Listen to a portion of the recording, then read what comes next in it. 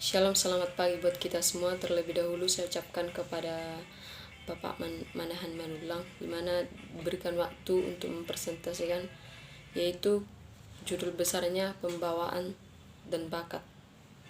Pertama, pembawaan. Pembawaan adalah suatu sifat dan karakter yang tertanam sejak dilahirkannya seorang dari keluarga melalui karakter genetika yang menjadi bakat seseorang dalam bersosialisasi terhadap lingkungan dengan diperkuat oleh karakter lingkungannya itu sendiri yang menjadi identitas bakat dan karakter. Pembawaan sama dengan karakter atau sifat yang berkaitan erat dengan kepribadian dalam diri seseorang. Pengertian karakter menurut para ahli. Menurut Al-Wisol, karakter adalah suatu penggambaran tingkah laku yang dilakukan dengan memperlihatkan dan menonjolkan nilai benar atau salah, baik atau buruk. Kedua, menurut Kamisa, karakter adalah suatu sifat kejiwaan, akhlak serta budi pekerti yang dimiliki seseorang yang membuatnya berbeda dengan orang lainnya. Unsur-unsur karakter. 1. Emosi. Emosi adalah suatu perasaan atau gejolak jiwa yang muncul dalam diri seseorang sebagai akibat dari adanya rangsangan, baik dalam diri sendiri maupun dari luar. Kedua, konsep diri. Konsep diri adalah cara pandang dan sikap seseorang terhadap dirinya sendiri. Ketiga, kebiasaan dan kemauan.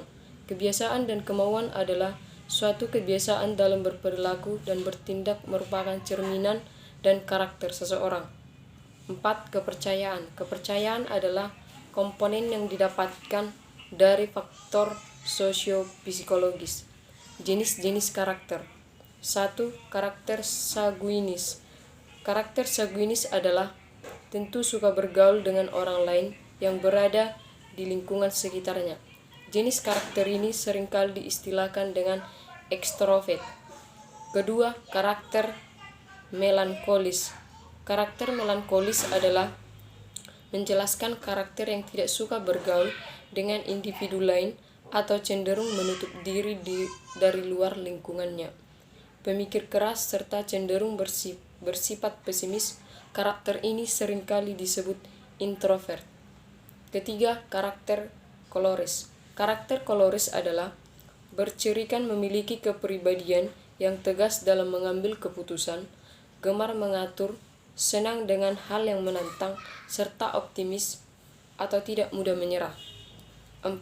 Karakter flegmatis. Karakter flegmatis adalah karakter yang identik dengan pembawaan yang cenderung santai dan acuh tak acuh.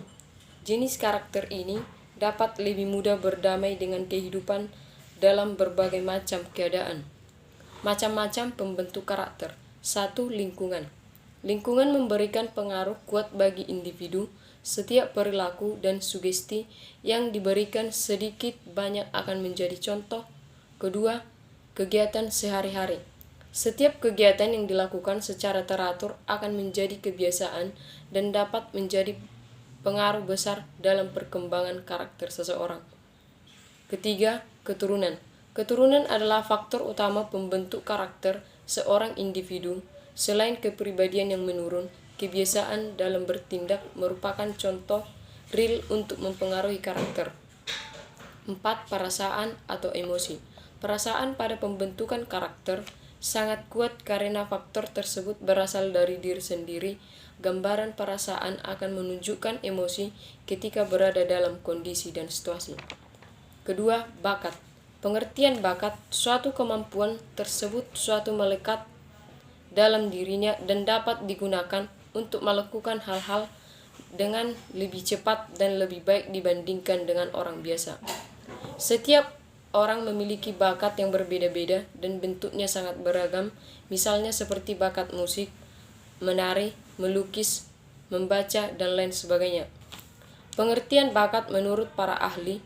Menurut William B. Michael, pengertian bakat adalah suatu kapasitas yang ada dalam diri seseorang yang mana dalam melakukan tugas serta melakukannya dipengaruhi oleh latihan yang sudah dijalaninya.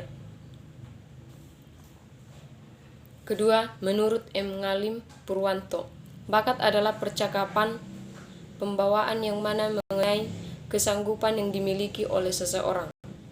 Jenis-jenis bakat. 1. Bakat umum. Bakat umum adalah kemampuan berupa potensi dasar dalam diri seseorang yang sifatnya umum.